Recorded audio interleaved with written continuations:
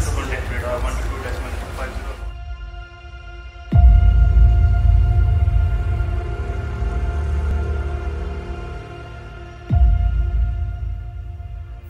मैं तैयार हूं। मैं इस कौम का बेटा हूं। इस कौम का मुझ पे हक है। मैं तैयार हूं।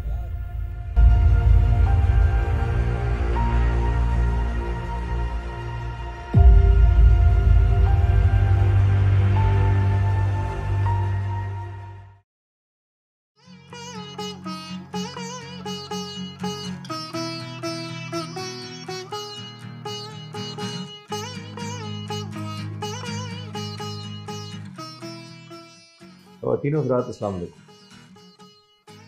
अब तक हमने 31 अगस्त 1965 से लेकर 4 सितंबर 1965 तक पाकिस्तान और हिंदुस्तान के दरमियान जंगी तैयारियों का जिक्र किया। आइए अब देखते हैं 5 सितंबर को क्या हुआ।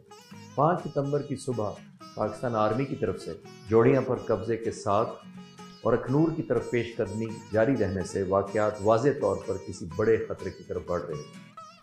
पाकिस्तान में ये बात वाज़े होती जा रही थी कि सियासी तौर पर भारत कश्मीर में मज़ीद इलाके गंवाना कबूल नहीं कर सकता, जहाँ तकरीबन 300 मुरब्बा मील के इलाके को पाकिस्तान आर्मी ने ज़ेर कर लिया था, जिन्होंने छम, देवा, सकराना और जोड़ियाँ पर अपना कब्जा जमा लिया था।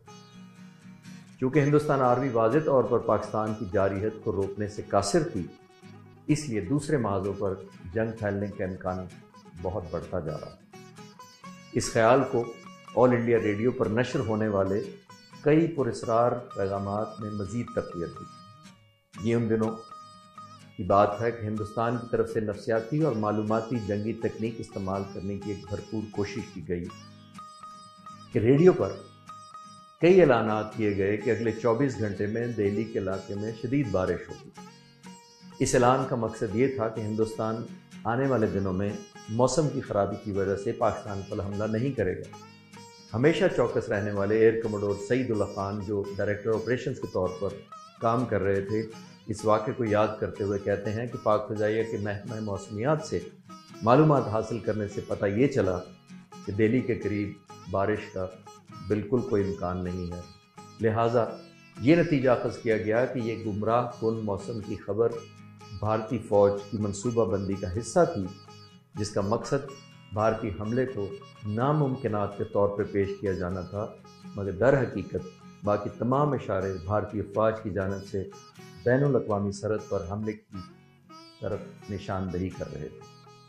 लेकिन जहाँ तक पाक फ़िज़ाइया का ताल्लुक था, कमांडर इन चीफ और एयर हेडक्वार्टर्स का अमला मुतमईन था, क्योंकि पाक फ़िज़ाइया ने पहले से मुस्तैदी की आला तरीन हालत में ऑपरेशन शुरू कर रखे थे।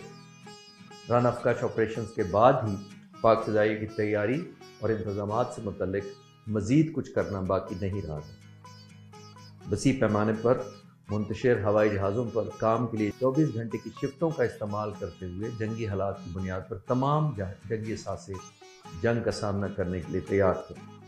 पेशावर में पाक फ़िज़ाइया के जहाज़ टैंकरों सैंड बैग रख कर महफूज बना दिए गए थे, और दिलचस्प बात यह है कि ये तमाम काम 10 से 15 दिनों में यूनिवर्सिटी के तालिबा ने रज़ाकाराना तौर पर अंजाम दिया। पाक फ़िज़ाइया के एयर बेसिस की महदूद तादाद और उनकी जोग्राफियाई तौर पर हिंदुस्तान की सरहद के करीब होने की वजह से किसी भी भारतीय हमले का ख़तरा हर वक्त मौजूद रहता है। लिहाजा तमाम एयर बेस इंतहाई मुमकिना अलर्ट की हालत में थे। हालात कशीदा होने से पहले ही Sargodha station commander group captain Masood को सदर पाकिस्तान फील्ड मार्शल अयूब खान ने कहा, नौजवान, उम्मीद है आपको एहसास होगा कि आपका बेस नाकारा होने की सूरत में हवाई जंग के तमाम ऑपरेशन बेअसर हो सकते हैं।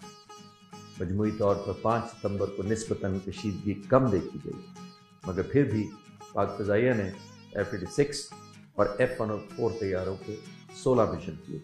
इस दौरान एक हिंदुस्तानी जहाज़ की मौजूदगी की खबर पाकर पाकिस्तानी F-104 को इलाके में भेजा गया, जिसने अमृतसर के इलाके में उसकी सुपरसोनिक फ्लाइट की वजह से होने वाले धमाकों ने इंतहाई खौफ पैदा कर दिया। और यहाँ तक कि हिंदुस्तानी वज़ीर दिफा ने ऐलान कर दिया कि पाक फ़िज़ाइया के जहाज़ वागा के ज़रिए अमृतसर दाखिल हो गए हैं। اور ہندوستان ایئر فورس کے یونٹس پر راکٹ داغے گئے۔ دراصل جنگ شروع ہونے کے بعد امرتسر میں رہنے والوں کو پاک فضائیہ کے حقیقی حملوں اور دھماکوں کا مسلسل سامنا کرنا پڑا۔ خواتین و حضرات، آنے والے گھنٹوں میں ہندوستان اور پاکستان کے درمیان کشیدگی اس حد تک بڑھ گئی تھی کہ جنگ سے بچنا تقریباً ناممکن ہوتا جا رہا ہے۔ پاکستان ایئر فورس زندہ باد، پاکستان آئندہ باد۔